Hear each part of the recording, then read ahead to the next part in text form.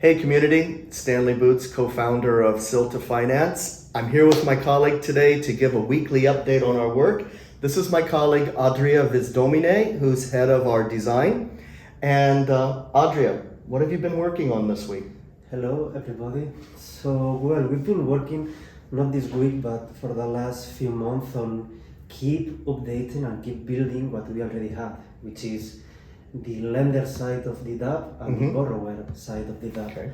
We already had our borrower portal ready to launch, but we keep improving, we keep adding some new features, and we need some new functionalities. So we are working on that with a development team to keep updating this and make it pixel perfect and easy for the user to go through, because at the end it's a very long form and it has to be easy to digest so the user it doesn't get bored.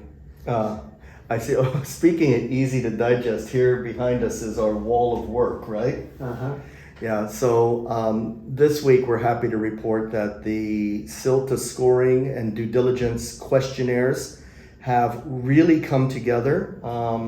You've been watching this, and now I'm a bit scared of this data, to be honest with you. We've got about, currently we believe we have 230 data points to be collected on a project to determine its viability, and that's even before we get to either financial assessment or impact.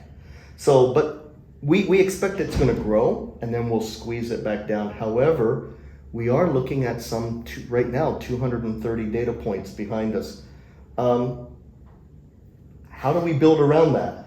That's a lot of data points, to be honest. So first, we need to make sure if we want to include all of that.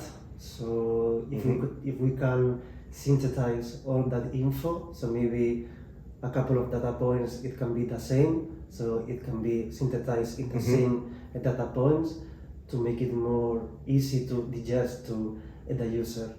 So we need to check how we can make it more easy for the user.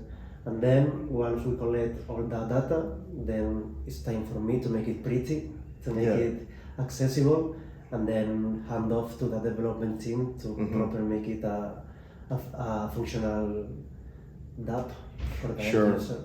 Yeah, it's a real balance because it needs to be user-friendly, right? Exactly, Ultimately user-friendly. Exactly. But it needs to be robust and have discipline too. We're basically conducting a kind of due diligence, and we got to make sure that we are asking the correct questions. But I think I'm pretty confident in what we've done now. Got some confidence that you and the dev team are going to work together and... Exactly. I mean, we've been working very, very closely for the last few months. So we already have a good sync work, so it should be fine. Yeah, I think something that the DApp will do is it will take early information that we collect, that pre-qualification, and reflect it automatically back into here, won't it? The good point is we already have that borrower form, the pre-qualification. We actually tested, we gathered some useful feedback and data, so we can use this feedback to make a version 2 of that form, of that due diligence process, to make it even better. Yeah.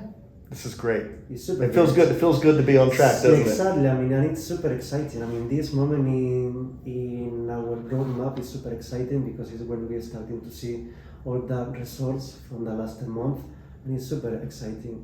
Excellent. Well, there you have it, folks. So thank you very much, and we've got a few more interesting weeks ahead of us.